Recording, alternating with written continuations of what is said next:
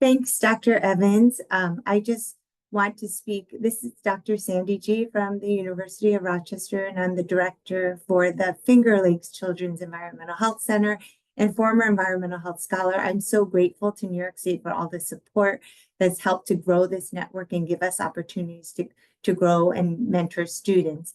I'm sorry Rebecca Prasad is not here. She's an environmental health scholar who's really been helping to lead this advocacy group. I'm going to turn it over to Claire, I believe, who will start off for the Western New York Finger Lakes region. Thank you. My name is Claire. I live on Long Island, New York, and I'm a high school student. So how can we protect students from the impact of extreme heat? Next slide.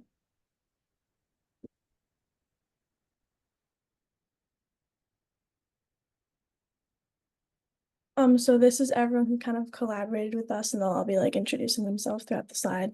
And we're all kind of from all over New York, so it's like everywhere has equal representation. Next slide. What's happening? What is extreme heat? Next slide. How and why is extreme heat happening? Humans heavily rely on the burning of fossil fuels such as coal, oil, and gas. Burning fossil fuels releases large amounts of carbon dioxide into the atmosphere. Carbon dioxide traps heat in the atmosphere, leading to global warming. This process is called the greenhouse effect. Next slide. Hi, my name is Jasmine, and I'm a student at Binghamton University. So what? How extreme heat impacts us?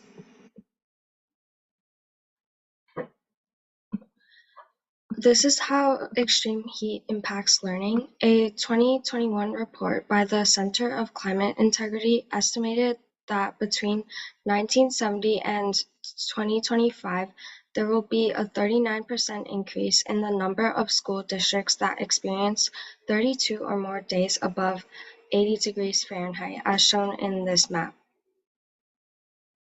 Next slide, please. Challenges with concentrating in school without AC. Many students face challenges concentrating in school when there's severe heat conditions.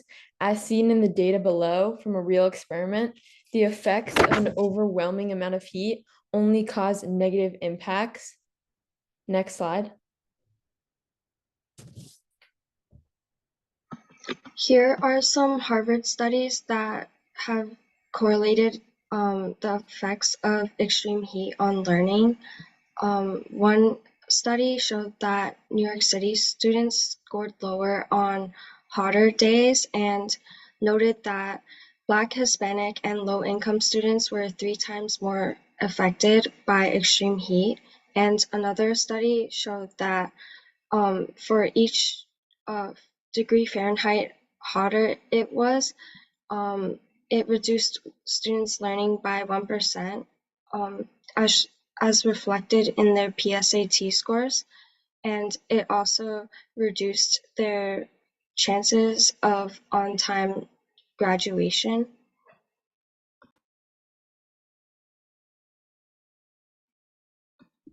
Hi, my name is Sam Mesquites. I'm a senior at Somers High School in Westchester. How is extreme heat impacting health? Heat advisories are important notices issued within 12 hours of when extreme heat conditions are expected. And although criteria slightly differs depending on geographic location, these advisories are triggered when temperatures are forecasted to exceed roughly 100 degrees Fahrenheit for at least 2 consecutive days. Such extreme heat can be detrimental to one's health and can lead to heat exhaustion and heat stroke. Understanding and responding to these advisories are essential to ensure safety and prevent health-related illnesses. Next slide. Hi, my name is Hannah. I'm from Long Island, and I'm a rising junior at the University of Rochester. And as Sam was saying before, there are significant impacts of heat exposure on our bodies. And as an EMT, I've seen firsthand how crucial it is to be ready for the summer heat. When we're exposed to excessive heat, our bodies try to cool down through sweating and dilation of blood vessels. But when it's really hot and humid outside, it's harder for our bodies to thermoregulate. So when the core body temperature exceeds 101 degrees Fahrenheit, we risk developing hyperthermia. And this condition can cause fainting, and if untreated, it can escalate from heat exhaustion to heat stroke, which is life-threatening if not corrected by emergency medical care. Next slide.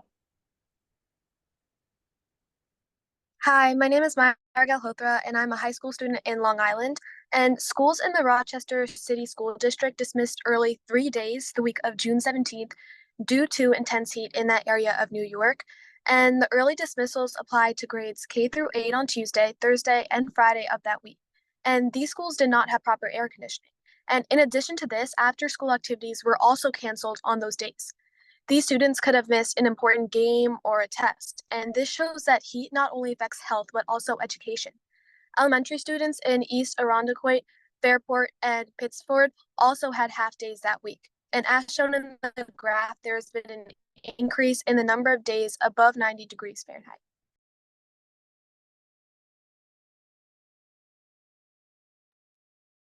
So certain groups are more vulnerable to the effects of extreme heat, and understanding these risks is essential for effective prevention and response.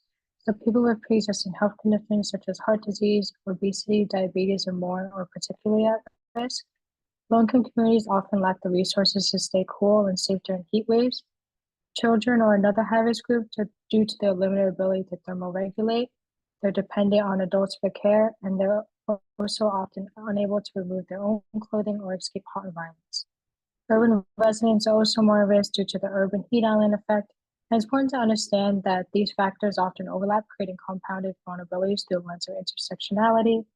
And this table is sourced from the Erie County Government Summary Plan for Climate Hazards, and it highlights some of the most at-risk populations. Next slide, please.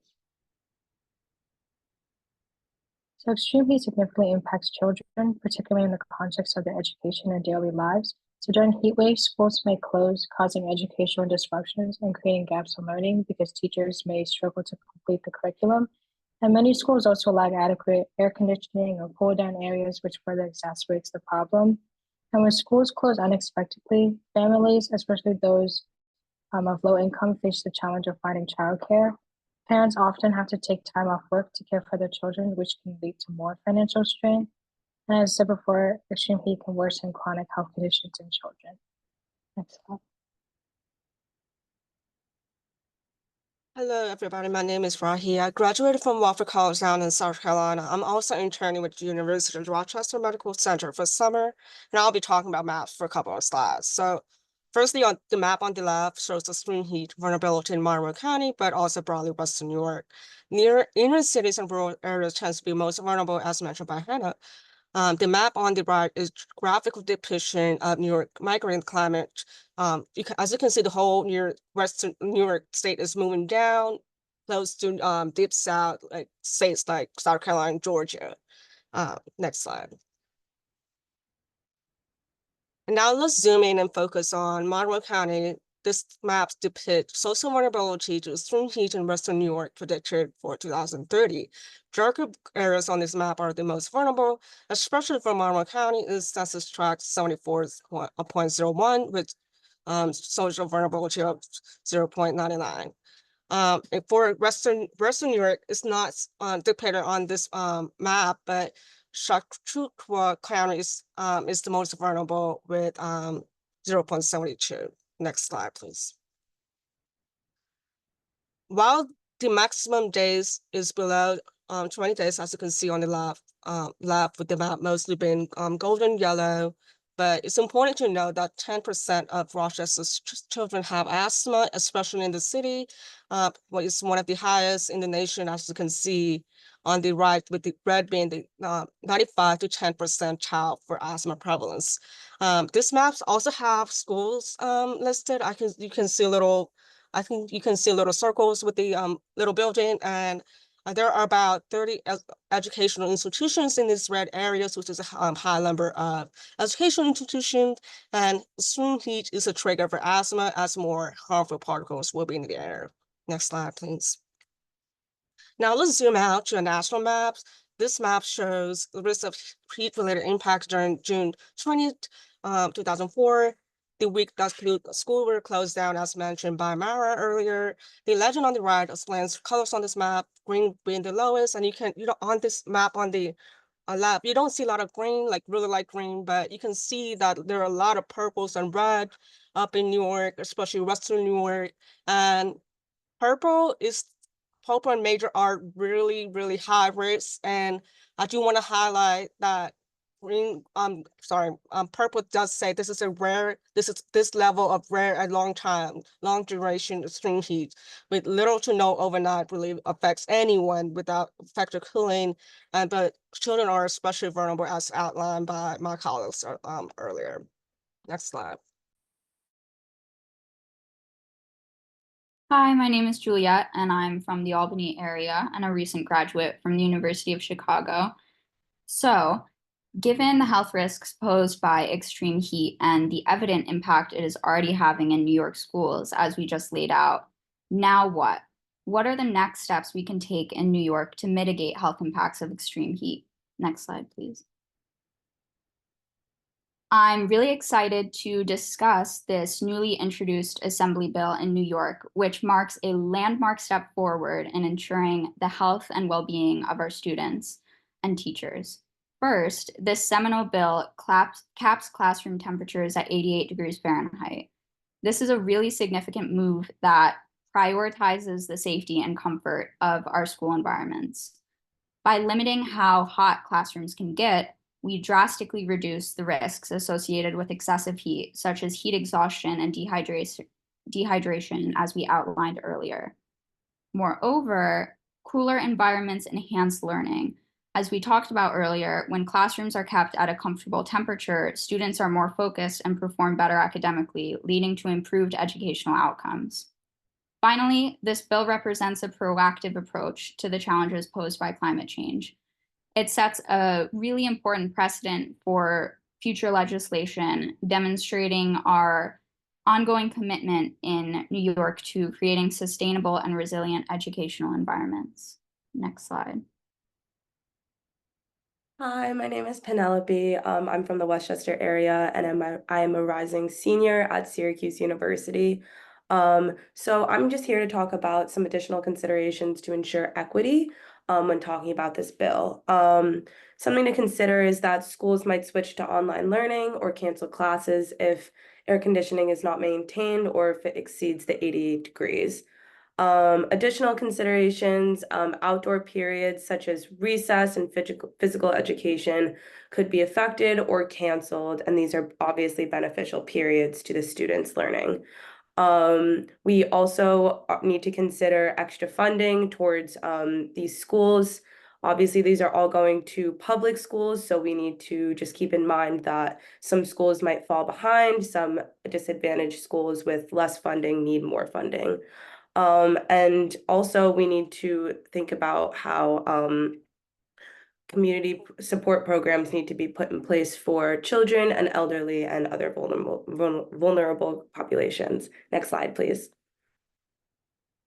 So for strategies and co-benefits of the strategies that we're putting forward, first we need to think about funding, and we need to think about obtaining grants, budget reallocations, public and private partnerships for teachers and schools. For a lot of funding for box fans and water coolers and other extreme heat measures that schools would take, a lot of the funding goes on to teachers. So it would be beneficial to provide that funding for teachers. And a co-benefit of this strategy would be improved resources, energy saving, and improved infrastructure. We also need to consider educational programs and community involvement, programs for parents, teachers, students, and school administrators on how to prepare for the heat wave and how to keep themselves cool as well as the students cool. This would help enhance preparedness for future heat waves and emergencies. And the last thing we found was just to follow other state guidelines. So a lot of states in the South that are much hotter than New York have a lot of programs and educational awareness set up for their state on their Department of Health website. Next slide. Continuing on with next steps and potential strategies, along with their co-benefits, we can learn valuable lessons from global strategies as well that have successfully addressed similar challenges. European countries like Germany and France have implemented green roofs and extensive shading around school buildings to reduce indoor temperatures naturally. Green roofing and shading have many co-benefits, including reduced urban heat, lower energy costs, and enhanced biodiversity. Another global strategy to look towards is school schedule adjustments. In some regions of Australia, the Caribbean, and the Middle East, schools adjust their schedules to start earlier in the day and finish before the peak afternoon heat. I was actually recently teaching in Guadeloupe last year, and Guadeloupe is a small island in the Caribbean that faces very hot temperatures every day. So students in Guadeloupe follow this model and they start school much earlier than we do in the US. And I witnessed several co-benefits to this schedule change, including improved attendance, better learning outcomes, and family flexibility. Finally, countries such as Mexico and parts of India have started using heat-resistant and reflective building materials to construct school buildings that stay cooler. Co-benefits to the strategy include increased building durability, energy savings, and resilience to extreme weather. Now, it is certainly important to recognize that solutions must be context-specific. However, we can still learn from these global strategies and use similar ideas here in the US. Going back to green roofing at the top of the slide, we actually have an example of potential implementation of similar programs in the US. The public school green rooftop program sponsored by Representative Velasquez in New York would provide grants for installing and maintaining green roof systems. Although this very innovative bill has not moved forward, it's a great example that would have lasting benefits and co-benefits for students, teachers, and our overall communities. Next slide, please.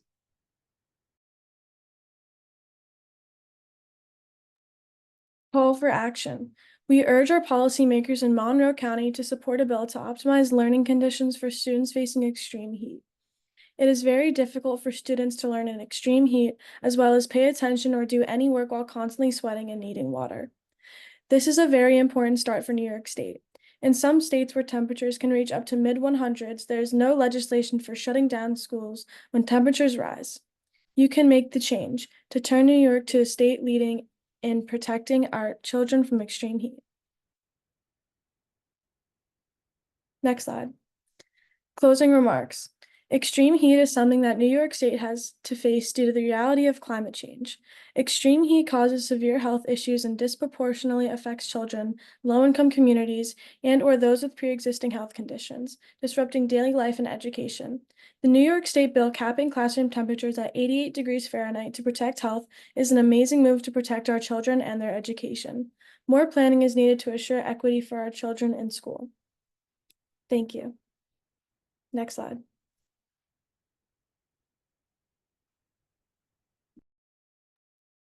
Thank you so much for that really informative and cohesive presentation.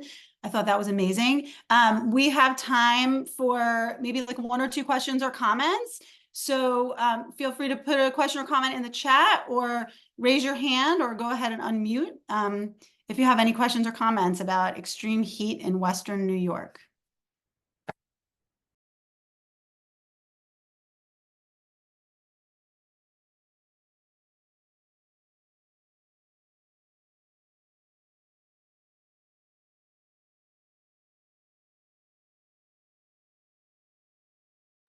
You're getting compliments in the chat. Let's see what's coming in here. Fantastic job, great presentation. This was really excellent. I think you did such a great job. One thing that stood out to me was a focus on equity and really considering potential harms by some of these policies that seem really protective, and considering, you know, who might benefit the most, but also who might be harmed. And when we think about climate justice, which is really the goal here, we have to consider whether policies might be harmful to certain vulnerable groups. And I think you did a great job of that and of pointing out potential solutions to those problems. I thought that that was really excellent. Jen Becker says, great presentation. There's a lot I've not thought about related to education and extreme heat. And I think that's another theme that we're hearing is that you all put this into a personal context. This is something that we're all experiencing right now today in real time and that we're each impacted by in our daily lives. So I think it's really excellent that you talked about your own personal experiences and what students experience in the classroom.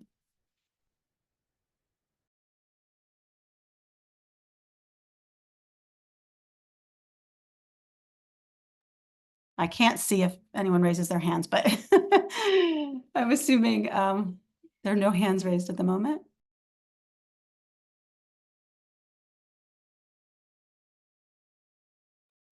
Deb Nagan said it's great to learn from other states and countries, which is a really excellent point. And so I think if there are no other burning questions or comments, you all can feel free to continue to ask questions or comment in the chat as we proceed. And then if we have time at the very end, we can ask more questions of the individual groups. But we're moving from west to east now. I'm going to pass it on to our Central New York Capital Region group to share their findings.